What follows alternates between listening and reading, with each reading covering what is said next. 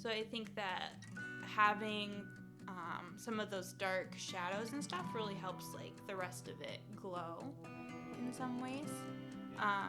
And I think that can be true, like that theme can be true in our lives too. Where like the hard things that we experience God can use to create character in us. And like I think everybody knows like the stars are beautiful, and same with like Christmas lights and stuff. I really enjoy trying to imitate that, just because I think that there is such a beautiful just a beautiful lesson to be learned from it. Hello, everybody. Welcome back to Artists of the Way. I'm John, your host, and I'm excited to be joined by Alexis Noelle today. Alexis is a painter we met doing the Division Arts Festival. My wife was doing that, and I walked by Alexis's stand, and it was super cool, and we got talking about art and faith and stuff like that. So I wanted to invite her on the podcast. How are you doing today? I'm good. I'm really happy to be here. Thanks for having me on. Yeah. A little background on Alexis. So Alexis has a bachelor's in art and a minor in youth ministry from Grace College. Is that Grace University now, or did they switch to Grace College? It's actually a different college. It's not Grace in Wyoming. It's the Grace in Indiana. So people get that mixed up a lot, but yeah. Cool. So not the Grace that most of you are probably thinking of. And then obviously you've been doing a lot of painting work. I've seen you at the Stray. Mm-hmm. You say you work mostly with watercolor and oil paint, and then mixed media. So is that like cutting something out and putting it on the painting and then painting over it, or like how does that work? I just don't know a lot about it. I mean, mixed media can be whatever you make it. Mm-hmm. What I've been working on, one of my mixed media pieces I've been working on recently has been like an acrylic painting that I'm doing on a window, and I'm integrating resin into that. So I'm trying to layer it up a lot. So like the resin is a different media, but like sometimes when I'm working with watercolors too, I'll integrate like colored pencil, watercolor pencil, maybe I'll do some ink. So it's still has a very traditional look to it in the way that I do it, but I don't keep to just one medium with all of my pieces. Cool. So. Awesome. Sweet. So I have a couple questions that I ask all my guests at the start. The first question is, how is God, or no, sorry, I got my questions mixed up. What project are you working on right now? So right now is actually a pretty busy season. For those of you who've seen me at the Stray, you know I'm working on this big painting of my bridal bouquet, and that's going to be an art prize this year at Second Dance Bridal. So it's kind of perfect. I actually got my wedding dress there, and so it's just like just well suited to the piece. I'm very excited about it. So I'm finishing that up, and I'm also trying to work on a series of florals to go with it. I have other businesses that are interested in showing the work, and I want to get my name out there for commissions for other floral work. If people want to commission me for that, or for painting their bridal bouquet as a way to remember their special day. I've also that's also entailed like some graphic design work, and like because I handle my site and everything on my own. But there's always side projects too. You know, I have to have the projects that I am not required to do to keep me going with the projects that I have to be more disciplined in. So I do a lot of crochet. I'm trying to make an Afghan right now. Nice. That's very therapeutic for me. Cool. So yeah. This will be the third time you've done Art Prize, is that right? That is correct. So I think the first time I did Art Prize, I did it like right when I turned 18, which is the youngest you can be to enter, because I had made a project in my mixed media class in high school that my teachers recommended I enter. Okay. So after I got old enough, I guess I would have already been into school. I think I applied when I was 18. I didn't end up finding a venue until the next year. So if you don't find a venue, then they'll waive the entry fee for the next year and give you another shot at it. So it was 2017, and I redid like the whole project that I had done from high school to make sure that all my content was like copyright safe and so on and so forth. So that was a really cool project. That project was called Love is a Verb, and you can still find pictures of that like on my Instagram. It's one of the bigger projects I've done, and I haven't done anything like it since. But yeah, it was just all focused on like ways to show love or ways that love can be lacking in the world around us, and just very centered on like the cross and like what God did for us to kind of hopefully give people a chance to just like contemplate what that means and like what ways they could be showing love, or what ways they need love in their own life, and what role God could play in filling that need too. So that's super cool. Yeah. Was there, I don't know, I've never talked to anybody who's entered an art prize. Was that experience like cool? Did you find like any like connections or community with other people in art prize, or was it just kind of like you put it out there and then it was just there for a couple months and then it's all what you make it. That year it was like I was still living in Indiana. I had to drive back to Michigan to enter it. I had one day to see whatever I wanted of art prize while I was back up here, or like maybe a weekend or something before going back to school. So I would say the really special part about that probably was in the community I was connected in academically. Like in high school when I made it the first time, and then in college when I made it the second time, like I had my professors helping me, I had my classmates helping me. They were like being a part of the project. And that was really special, especially because it wasn't like for what I was doing in school at all. You know, it wasn't a graded project. But I think the second time I did art prize, I had a little bit more time to connect with people. So that piece was in 2021 called Holy Embrace, and that was an oil painting. I actually started that one in college too. So I didn't have like a very premeditated idea for that, but that one took me a couple of years, and I worked on it in quarantine. And I think my venue that time was a little more like in a better trafficked area, I would say. And that was like, it was something I had to really work at to find those venues, because that's like half of you can have a completely different experience every time dependent on where your venue is. But I met a lot more artists when I was like already into my career trying to be an artist, and had time to like try to go to some of those events. So that's always special, like to do networking there and just meet people. It's like kind of like other festivals, but like way bigger, you know, like if you can imagine the Division Art Street Festival on steroids, then cool. So. What are some ways in your projects, in the art that you're working on right now, that you feel like God's kind of working in you, or using that art to work in you? So I guess in the art, it's very consistent of like, I can't make things happen by myself the way I want them to all the time, right?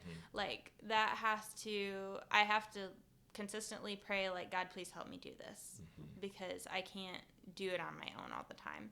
I think he reminds me of that frequently when I get to like a frustrating painting day where I've had the discipline to sit down and do it, and sometimes the painting looks worse than when I started. That happens plenty, you know, and I have to redo everything I just did, and it's not always something that can be helped, but like it being an artist and the capacity I'm trying to make it, like trying to make it into a career, requires that you paint when you don't feel like painting sometimes.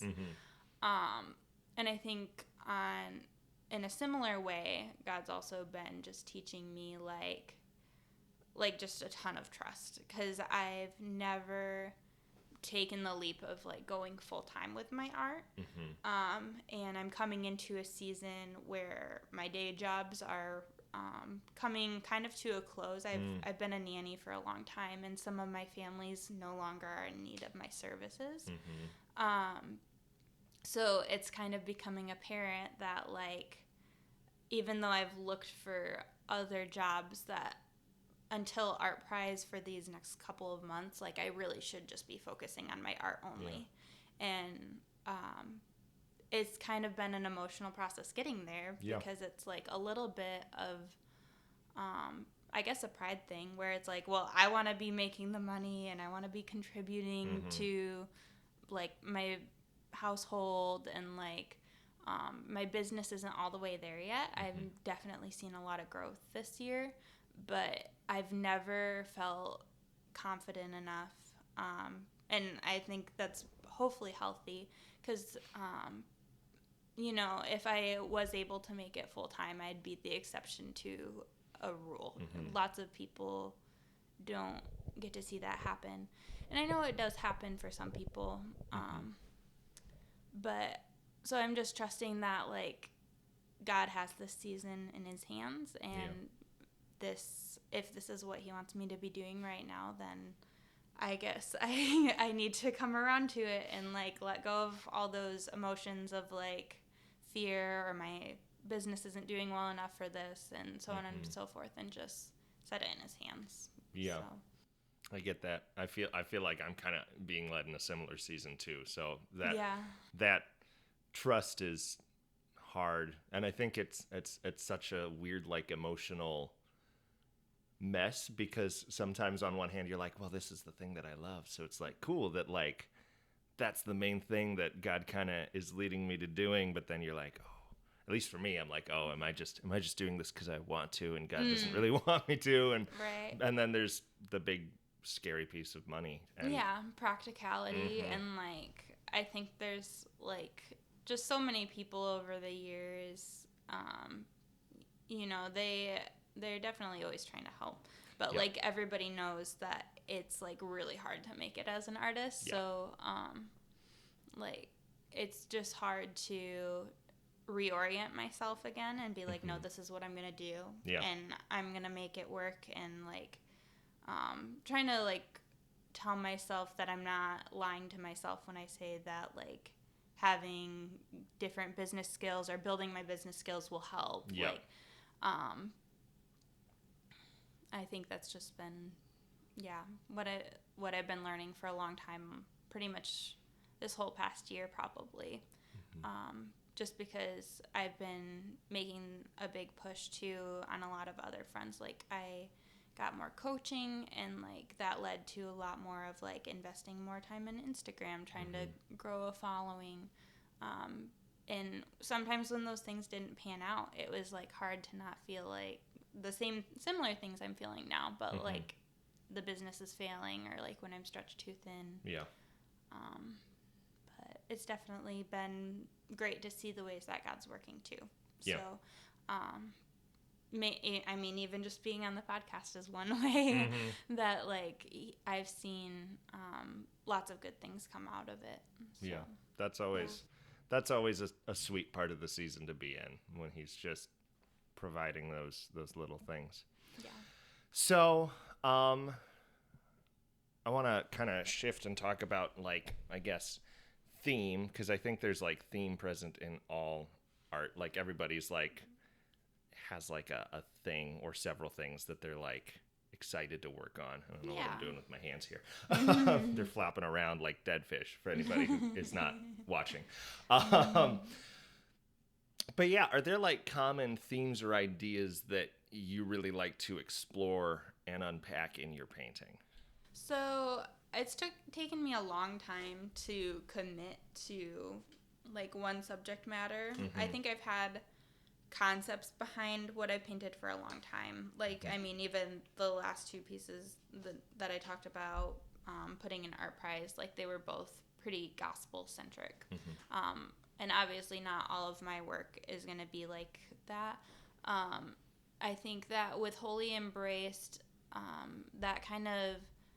that painting was a very unique experience where, like, I was painting very emotionally when I painted it, and not, like I said, it wasn't premeditated. I just kind of like went into the zone and like stepped away, and it's like, who did that? I don't really know. And so I think that like became something that I started to strive for in my other paintings as like my voice. So like if you look at my college work, it's very kind of sporadic. Like I haven't committed to one subject matter. You can see like plenty of like high contrast is pretty consistent, lots of color. But with Holy Embraced, I'm trying to transfer the concept of like those waves of color into my other works now. And I would say I am doing that intentionally as like those waves of color representing like God's presence or hand at work. So in like my floral pieces, like as that's like a background I use frequently, or like sometimes it is eating into the foreground.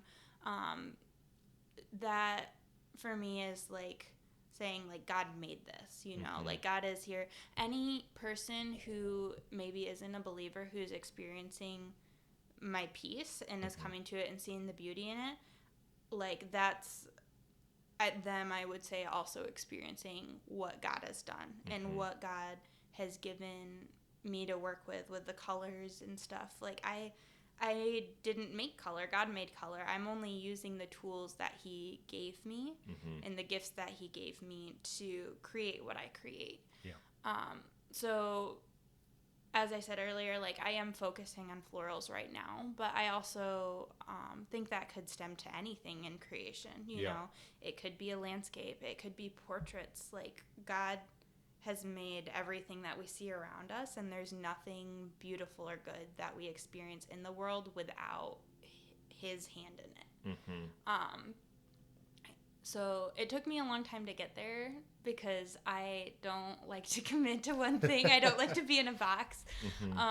So I think that like it took me a very long time to like refine, like how do I make other people understand that this is a niche, but it's also like extended to like so many different areas, you know, because it could look just as chaotic or unspecific if I were to try to do all of those things at the same time. So trying to focus on one at a time has been a long journey. And I think up until recently, I didn't realize that I could be happy painting just one thing. That was kind of like a revelation moment that it was like, yeah, even if somebody gave me a bad picture of a flower to paint, I could probably still enjoy painting it.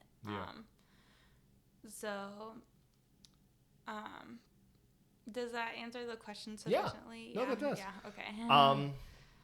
I know that you mentioned when we were kind of talking through this, the idea of like light as like a metaphor for like good and evil and for God, and that's something I resonate with a lot. That's present. I'm writing a novel, and that's definitely a thematic thing there, and I got to play Jesus in a musical once, which was amazing. But it started a lot.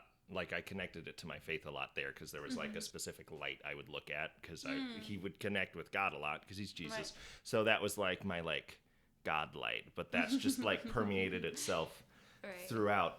I guess why. And I mean, what I've looked at your paintings, I think there's definitely a lot of light present in that. Like it kind of glows. Yeah, it glows. It's present. It like reaches out and touches everything in it.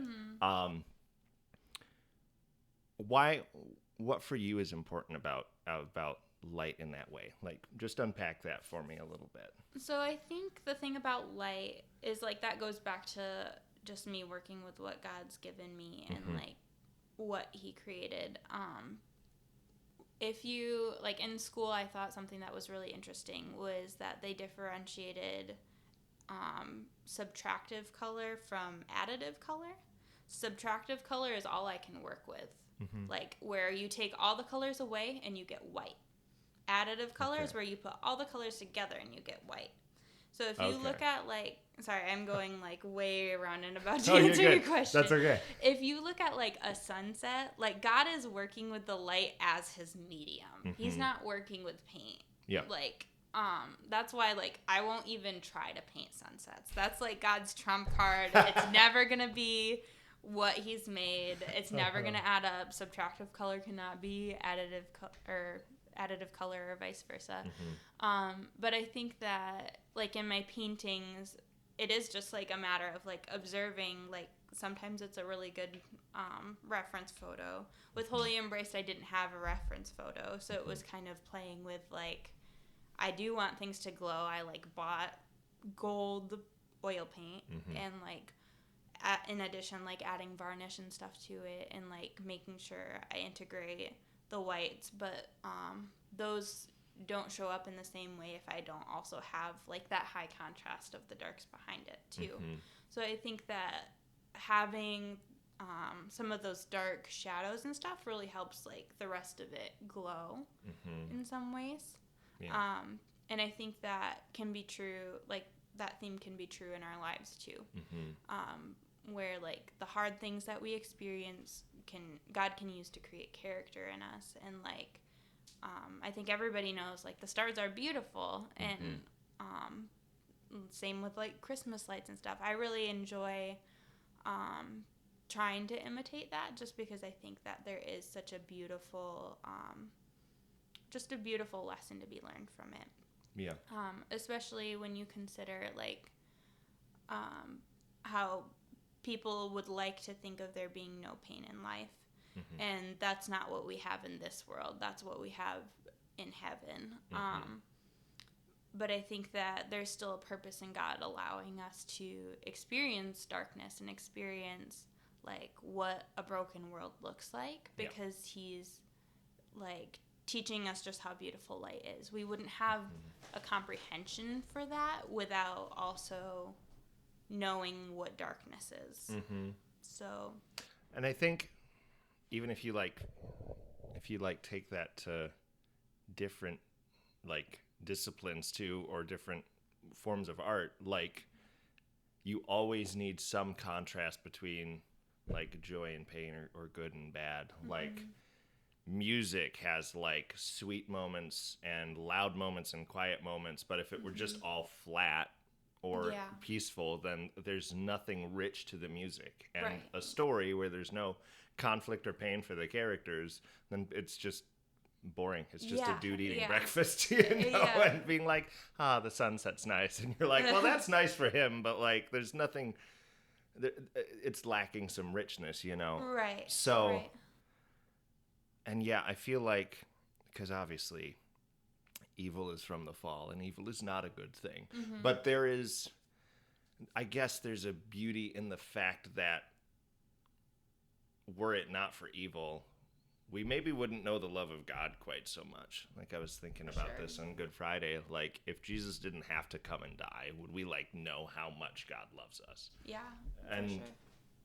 Yeah, and I feel like Lewis talked about that too. Like when he was, I don't remember the exact quote, but I think he talked about that when he was thinking through the problem of evil, of like, and I don't remember the quote for the life of me, but the idea of evil is present because we need it to contrast with God and to know the good. Right. And if we don't, that like extends to like even the fact that we're guilty.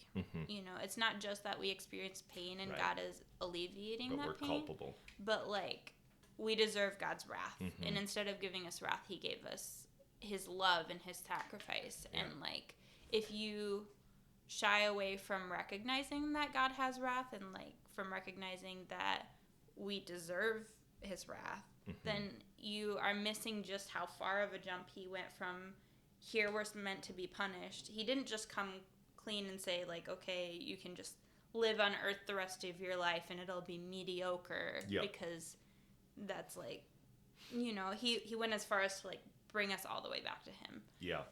So that's super cool. Yeah.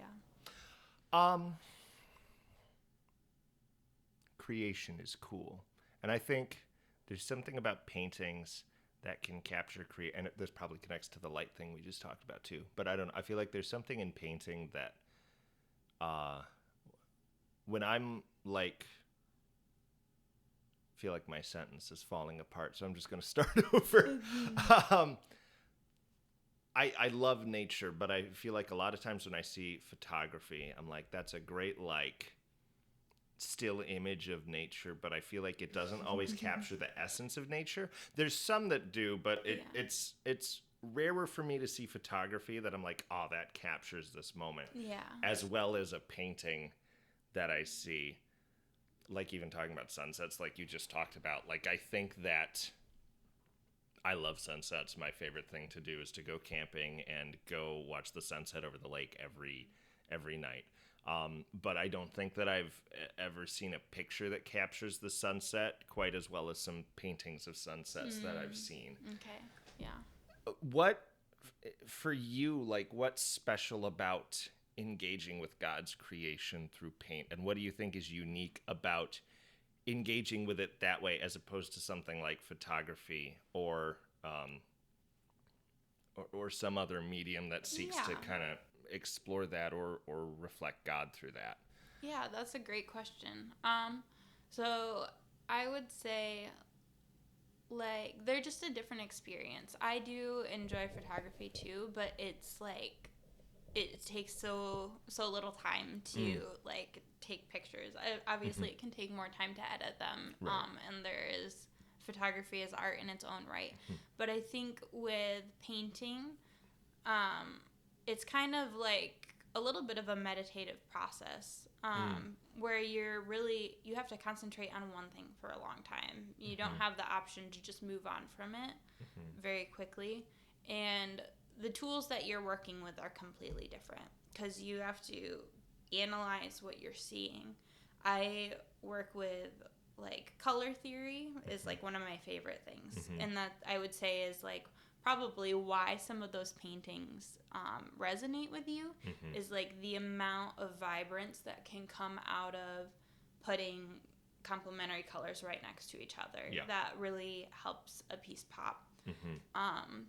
I would also say that, like, when it comes to painting, there's just a lot more of, I mean, for me, like, I don't stick to the picture. I know there are some artists who are more hyper-realistic. I tend to take a lot of liberties when I'm depicting something. Yeah. If I'm painting something in shadow, I'm not going to paint it gray. I'm going to use blue or purple, and I'm going to use the coolest blue possible to push it back in space as far as possible because cool colors recede. And when I'm painting something that I want to pop out, it's like, okay, where are my warm colors? Where are, like, my vibrant whites? And really helping it pop. But then it also comes down to, like, composition. You know, I'm working with this regularly and painting my bouquet right now, where it's like, okay, I have the picture I'm going off of, but this isn't working in the composition and I have to change it on the painting. Yeah. You know? And so I'm repositioning things ever so slightly to try to get the golden spiral in there and draw people's eyes across. So I think that in photography, you can adjust the colors to be elevated, but it usually has the feeling of being just not real. And in painting, everything's not necessarily, you don't expect it to look real. Right. So it makes it easier to elevate those colors without having the appearance of falsehood, I guess, would be another reason why it can be harder to capture things in photography in a way that people might strongly identify with, or you specifically. But, yeah. That's cool. You mentioned it being like a really meditative process, which I feel like all art can be to an extent, but I feel like some arts are more like collaborative and like energy filled. So like I do theater, and that's like there's a meditative aspect to it when I'm figuring out the character, but the large majority of the work is like 3-hour rehearsals where things are crazy and emotions are on high and people are shouting on stage and things like that. But painting is a lot more still and like isolated and quiet and slow. And I think there's a real value to that rhythm in one's relationship with God, because I think a lot of times we can move too fast and into, at least I definitely can, and be like, okay, God, I'm gonna go, and he's like, can we just slow down and be for a bit? Is there any like special moment or project or something where that meditative slower process kind of opened something up for you in your relationship with God, or just allowed for a cool moment of his presence there with the work and trying to paint something? Yeah. I would say that like Holy Embrace was very much that piece for me. Like when I started that piece, I honestly, like, I had gotten done with teaching 5th and 6th grade small group, or co-leading 5th and 6th grade small group. I was in college, I was stressed, it was exam week, and I was like, just like, I can't work on schoolwork right now. I'm gonna paint. And I put a bunch of random colors on my palette and started just like doing whatever came to me. You know, it was a very you know, and it's crazy that like I was frustrated in the process, but it alleviated so much of that frustration and stress. And like really, like when I stepped away from it, I was just playing with the curves and the organic lines that I was working with. And I was like, okay, it needs a central picture. And like it kind of just came to me that like God holding somebody would fit perfectly right here. And I loved it. But then if you looked at the first iteration of that, the first layer of that painting, it was like, you could tell that I hadn't thought it through. I wasn't thinking about composition. I like asked my professor for help, and she's like, well, you put all of your warm colors back here, so nothing's receding in space. It's way flat. And I'm like, thank you, but also I want to give up now. So I think that I put that away for a long time, and I was actually working on a different project that I wanted to put in Art Prize while I was in quarantine, and I was getting equally frustrated with that project. And I like flopped down on my bed, and I was looking at Holy Embraced upside down, and all of a sudden it kind of like came to me like what that painting that I'd been afraid to touch for like a year and a half actually needed. And I think that like I would say like that painting, it's very abstract, but I'm trying to represent what it feels like to be in God's presence in painting that. And I did go to scripture and like look up like, what does it say heaven will be like? What does it say it will be like to actually be in God's presence? Obviously that's something I will never attempt to concretely depict. Right. But I think that, you know, for this side of heaven, I really hope that for like believers who see it, they're immediately drawn to it. I can tell you that people know what it's supposed to be without me saying a single word. So I don't normally even display it with a artist statement of any sort. And I think that unbelievers who see it, I hope that they know that they want to feel what that painting is depicting, and they want to experience that. And I think that sometimes it confuses people, you know. But I would say that's probably been one of the pieces that God's used the most to just like help me decompress, you know.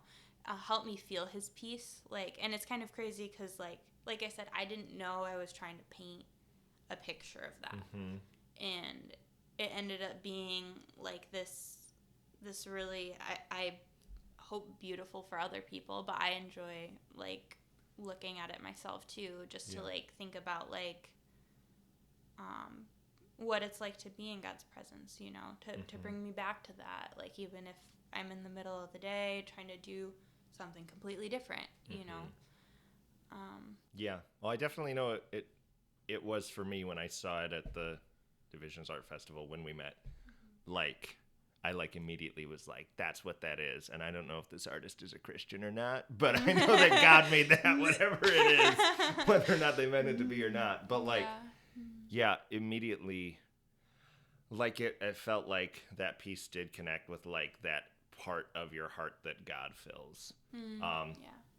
Yeah, and I do wonder if for people that don't believe, if that like connects to that longing that they don't know they have in some way. Yeah, that's cool. So I want to shift gears a little bit. Now kind of talking about like the boy, you can tell it's early and my words are not here yet. You and I both have similar passions of like ministry and art and like feeling kind of led in both directions. And we've talked very briefly about that. Yeah. But you've mentioned youth ministry and obviously you have a minor in that as well. Right. I guess, is there a reason that you felt, at least in this season, God's kind of led you more towards focusing primarily more on well, I guess maybe I shouldn't say this because I don't know what you're doing in youth ministry, so I don't know. But from the sounds of it, it sounds like it's a season to primarily focus on sort of the artistic side of the calling. Is there something that's kind of led you that way? So I would say that they've been operating on separate paths at the same time for a long time. Okay. Because, like, my nanny job isn't, like, in a church doing curriculum or programming or anything. But I would say that serving those families has absolutely been part of, like, also what God called me to. And there's a whole other story behind that I won't get into, of me fighting that really hard and wanting a different job for the beginning of it. I fell in love with it very quickly and, like, really love the families that I work with. But obviously, as that's coming to a close, it is feeling like, okay, God is opening this door. And something that would have been inconceivable for me like a year or a year and a half ago. It's like, you know, my husband and I got married 9 months ago. And so I don't have to worry about like not being able to pay my bills completely if I take this plunge. Yeah. And I think that I'm trying to see where God's going with it, but I'm also hoping that it does come back around to working with people consistently, because I am a people person. Yeah. I don't always do well with working by myself on my paintings. Yeah. That is like a challenge piece to committing to doing this more frequently. But I would say, as far as like my vision for using youth ministry and art together, like I've always thought that like working with art would be useful in that vein of work, because this generation is so vision oriented and emotionally oriented. And I think that there's definitely a place to use them together. I've had brief opportunities to do that too. Hey friends, I hope you're enjoying today's episode. I just wanted to pause for a moment and let you guys know that if you want to stay up to date on everything that Artists of the Way is doing, the best way you can do that is by signing up for our email newsletter through our website. That newsletter is going to go out every 2 weeks with the podcast. It'll let you know when episodes are posted. It's going to give you some thoughts that I've been having over the last couple weeks on theology or art or whatever God's working on me on. And it's also going to be the best way for you to get updates on what Artists of the Way is doing. We have some really exciting things in the works outside of just the podcast. God's been doing some really cool things, and I am super stoked for what they're going to be, but I can't share them just yet. But if you want to be among the first to find out what Artists of the Way is doing in the next year, sign up for that email newsletter. Visit our website at www.artistsoftheway.com. Scroll down to the bottom of our homepage. You can sign up for the newsletter there. Thanks. Enjoy the rest of the show. While I was at my church in Indiana, I did a workshop with 6th and 7th graders that was focused on like the days of creation. And it was really fun to have like our Bible study portion, and then after we'd finish, we'd go and do a project that related to what day of creation we were on. That's cool. So like for the day that we talked about God made the land, we also talked about like man coming from dust, and we used clay to make like pots and like lots of things from the earth. So like that was also like a fun way to like hopefully they attach like those ideas of what we learned to that project and makes it more concrete, because I think that will really resonate with this next generation, having something tactile, having something they can see, having something that's emotionally wired. And beyond that, I think that sorry, I'm losing my train of thought. That's okay. There was another project that I was going to mention. That's okay. Okay. We can circle back. We can circle back. Yeah. Let's circle back. I am curious about like, so the solitariness of painting versus being a people person. Is that helped at all by like the live painting at the Stray? Because I'm curious, like live painting was like a unique concept to me when Shay and I started going to the Stray. I was like, wow, they just have somebody paint in front of people. That's interesting. Yeah. What do you like get something out of that other than just a space to work on it? I mean, I would say I get lots of things out of that. I meet some really great people while I'm there and connect with some. I meet like at least one new person each week that, they'll be really interested in my art. Maybe they'll join my emailing list, or we'll connect on Instagram. And I really value those connections, and I value that time to talk to people. It's a very different way of being around people to do art, because like I said, I do work better around people, and I'm hoping to do more stuff like that. But I think that like part of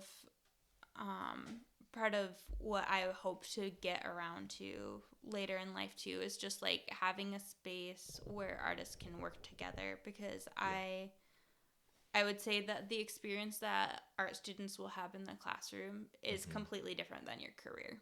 And I figured that out very early on in life. Like at the end of high school, I got to do an art show at a shop in downtown Grand Rapids that I was working at, and it was like, wow, I thought I really liked art, and this whole project was actually very lonely, and it's the first like career oriented type thing I've done. Yeah.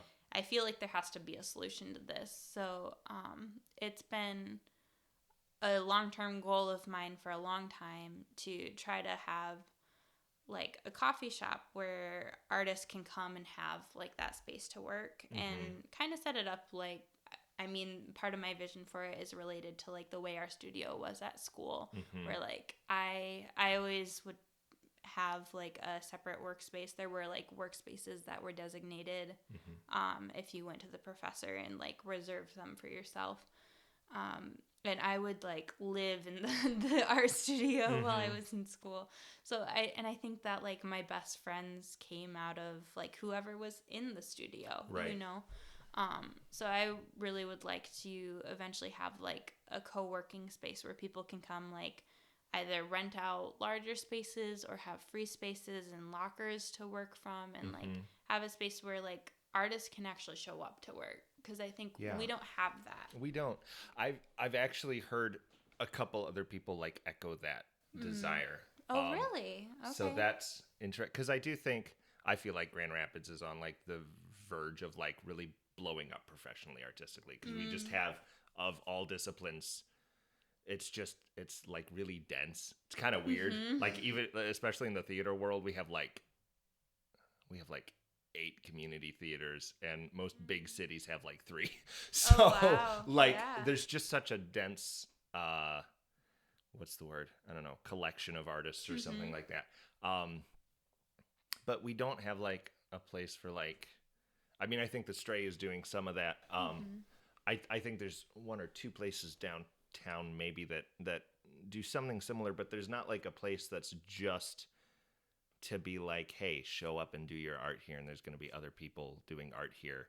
Yeah. And like a space for, because a lot of people like need that space but don't have that space. Right. And then exactly. like you were saying, the collaborative nature of that, like I feel like a lot of artists thrive off of that. Oh, for sure. It's like you talk with your colleagues about like your ideas, you critique, you are like, something's bothering me about this piece. What is it? Because I can't put my finger on it. And like people will give you that feedback, but like, Yeah.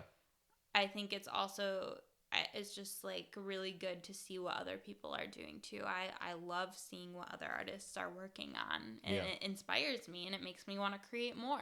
You know, it like is a cycle a little bit. Yeah. That's super cool. Awesome. We're probably getting close to drawing it to a close here. This has been awesome. Yeah. I have one more question. What are some resources? Oh, wait, I had another question. I fooled you all. We're not ending. We're going to end in a minute. I had one more question, though, first.